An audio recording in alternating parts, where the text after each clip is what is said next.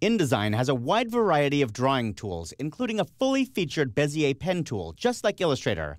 Now, I wouldn't use InDesign to do a detailed technical illustration, but it's perfect for basic drawing, such as most logos and relatively simple shapes. Let me show you how it's done. I have my Rue article document open from the exercise folder, and I'm just going to pan up to the upper left corner here so I have some space to work with. Here in the tool panel, there are several tools to let me draw shapes. For example, the line tool, which draws simple lines. Next down, a little bit more interesting, is the Bezier pen tool. Here, I can click and drag to get Bezier points and handles. And I'll click and drag, and you get the idea. You can make a Bezier line very quickly. You might use a line like this for text on a path. I'll go to the Type in a Path tool and click on the edge of this path and just start typing some text. Now I can select all that with a Command-A or Control-A on Windows. I'll make it much larger. You can see that it fits right along that Bezier path. Of course, in this case, you can see the path because the path itself has a stroke on it. So I'd have to select that with a selection tool and turn off the stroke. I'll just apply a stroke of none here.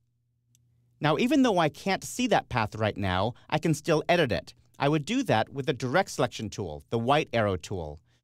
When I choose the Direct Selection tool and place my cursor over the path, it highlights. And now I can choose a point or just drag a path. By dragging the segment between the points, it actually changes the curve.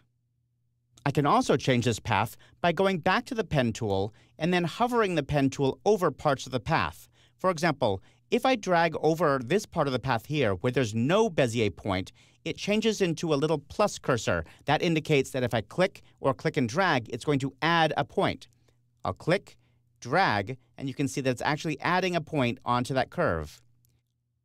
On the other hand, if I place my cursor over a position where there already is a point, it changes into a pen tool with a little minus. That means it's going to delete that point.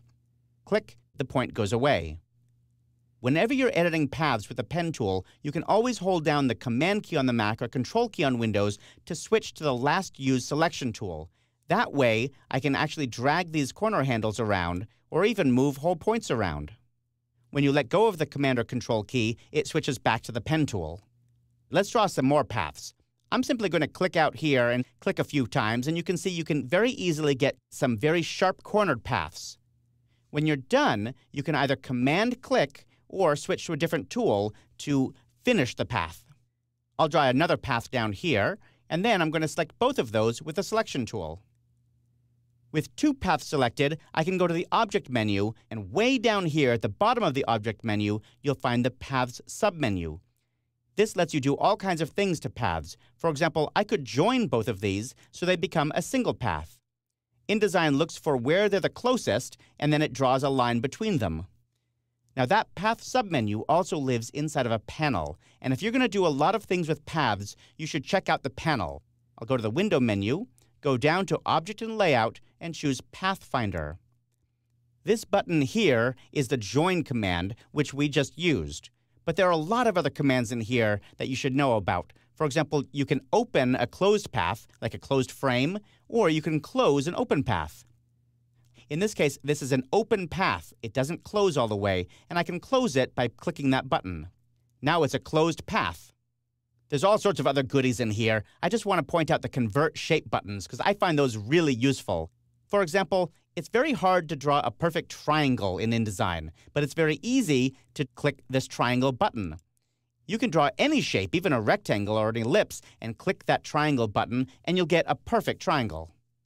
Now, as you can tell, I am not the greatest artist, but I do find the pen tools useful inside of InDesign, especially when I already have a frame that I want to tweak a little bit. I want to make it a little bit more interesting. For example, this text frame down here. I'll zoom in on this so we can see it better. And I'm going to close my Pathfinder panel. This is a regular rectangular text frame, and it's all very well and good, but it might be nice to give it a little flair. So I'm going to choose the pen tool, and then place the pen tool over the edge of this path. Now remember, whenever you place the pen tool over the edge of a frame or a path, it changes to the Add Point tool. And now I can click and drag. And you'll notice that as I click and drag, it changes the shape of this frame. It's still a text frame. The text reflows in that shape, but it's much more interesting now. Now, if I really need heavy-duty illustration tools, I can always switch to Adobe Illustrator. But in most cases, when I'm just trying to make my design look interesting, InDesign gives me everything I need.